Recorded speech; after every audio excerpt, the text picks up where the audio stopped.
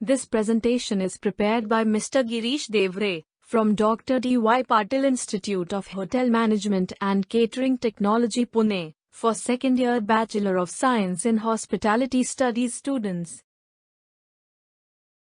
Today, we are going to gain insights on yeast dough and its preparation.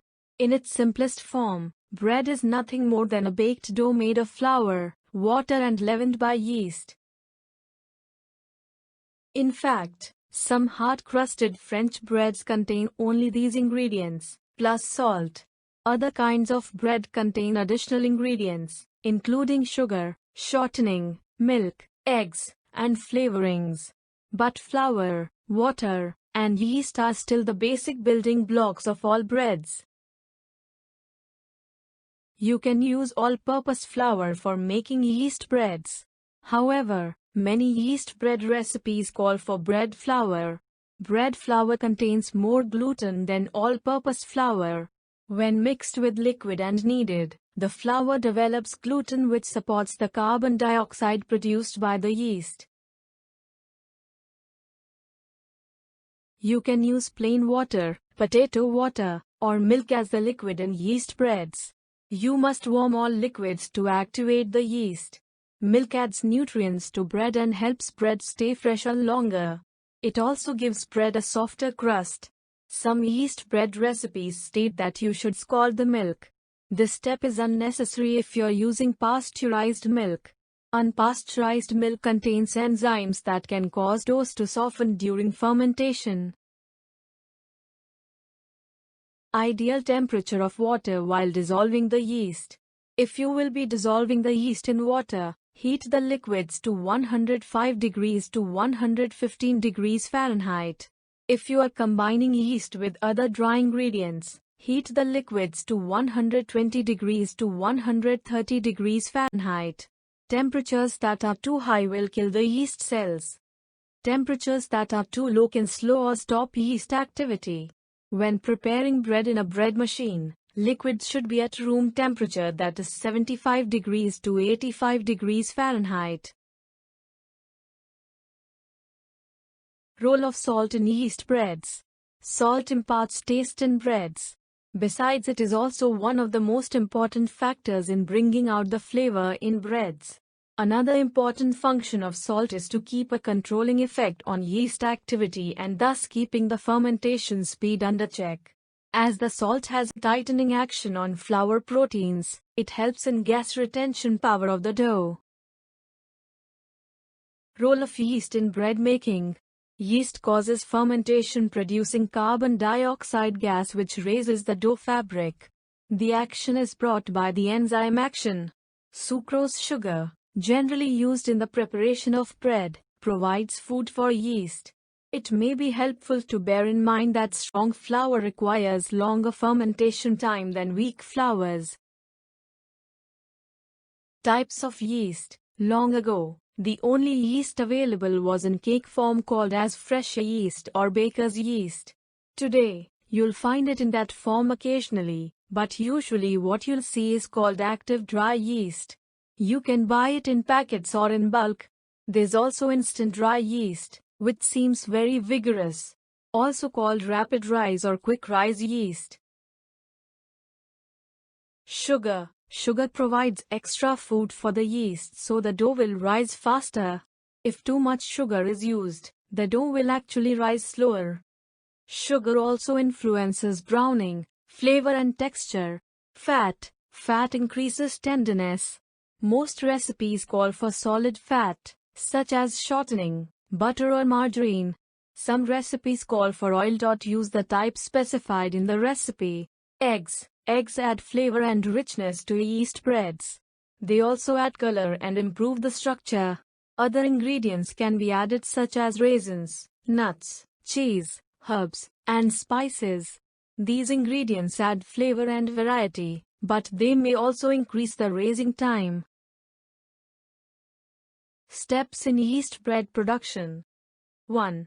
Scaling ingredients. It is very important to scale or measure ingredients accurately when making yeast bread. 2. Mixing and kneading dough. Dough must be mixed properly in order to combine the ingredients uniformly, distribute the yeast and develop gluten. 3.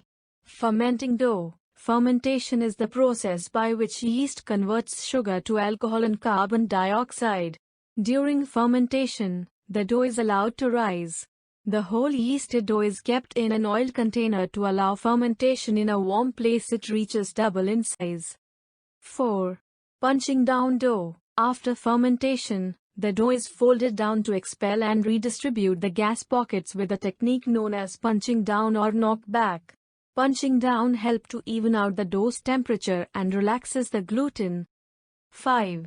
Scaling dough. Dough is now ready to be divided into portions. For loaves, the dough is scaled to the desired weight. For rolls, equal small portions. 6. Rounding portions. The portions of dough must be shaped into smooth, round balls in a technique known as rounding. Rounding stretches the outside layer of gluten into a smooth coating. 7. Shaping portions. Lean dough and some rich dough can be shaped in varieties of form: large loaves, small loaves, dinner rolls, etc. 8. Proofing products. Proofing is the final rise of shaped yeast product before baking. The temperature should be 35 to 46 degrees centigrade. Proofing chamber temperature and humidity can be controlled with a special cabinet known as a proof chamber. Proofing should be continued until double in size. 9. Baking product. As yeast bread bake, a variety of physical, chemical changes occurs.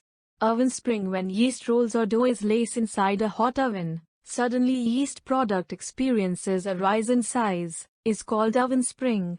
The temperature increases, the yeast dies, gluten fiber becomes firm, and the starch is gelatinized.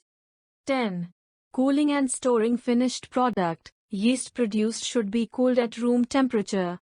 Once cool, should be stored at room temperature and on freeze if need to be stored for a longer time. Types of dough: rich, lean. Although all yeast doughs are made according to the same basic principles, it is useful to divide yeast products into two categories defined in this section. Lean dough products. A lean dough is one that is low in fat and sugar. Products made from lean doughs include the following: hard-crusted breads and rolls. Hard-crusted breads include French and Italian breads, Kaiser rolls and other hard rolls, and pizza. These are the leanest of all bread products. Other white and whole wheat breads and dinner rolls. These have a higher fat and sugar content and sometimes also contain eggs and milk solids. Because they are slightly richer, they generally have soft crusts. Breads made with other grains. Rye breads are the most common. Many varieties of rye bread are produced with light or dark flours or with pumpernickel flour, and with various flavorings, especially molasses and caraway seeds. Rich dough products are that dough that contains higher proportion of fats, sugar and sometimes eggs. For example, rich dinner rolls, croissants, puff pastry, brioche, Danish. Methods of bread making. 1. Straight dough method. All the ingredients are mixed together, and the dough is fermented for a predetermined time. The fermentation time of the straight dough depends on the strength of the flour. Strong flour requires more fermentation time to mature adequately. Flours, which require 2 to 3 hours for maturing, should be used for making bread by straight method. Flours that take very long period for maturing should not be used because during prolonged fermentation periods, as it is very difficult to control the temperature of the dough, and rise in temperature will cause acid taste and flavor in bread. 2. No time dough method. Dough is fermented in the usual manner. It is just allowed a brief period, about 30 minutes, for it to recover from the St. rains of mixing. Since dough is not fermented, the two functions of fermentation, that is production of gas and conditioning of gluten, are achieved to some extent by increasing the quantity of yeast 2 to 3 times of original quantity, and by making the dough little slacker and warmer. Although it is possible to make fairly acceptable bread during emergency, by using this method the product has poor keeping quality.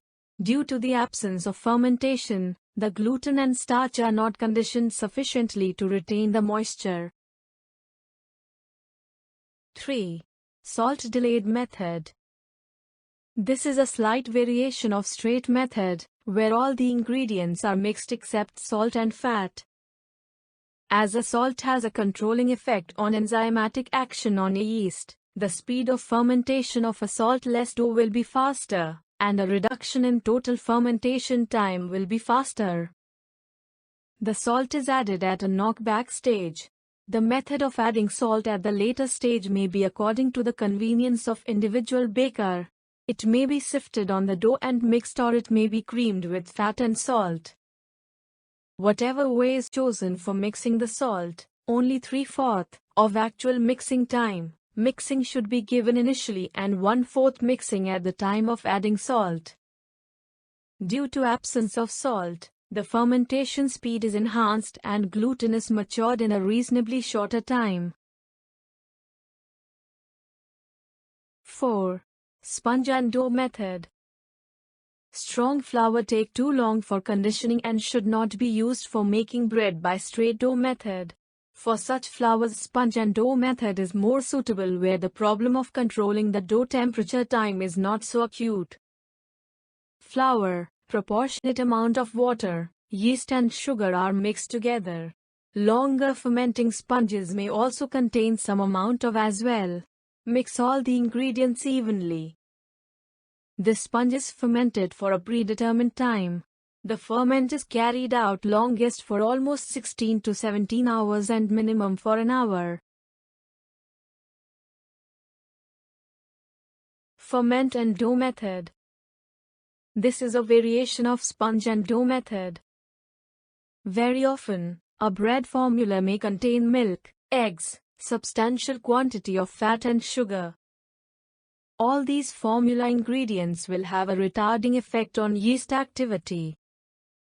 If all the formula yeast, part of flour, yeast food and sufficient water are mixed together, the yeast gets initially an environment which is conducive to vigorous activity, and at the end of fermentation time it is in a fit condition to take on extra load of fermentation in presence of milk, eggs, excessive fat, etc.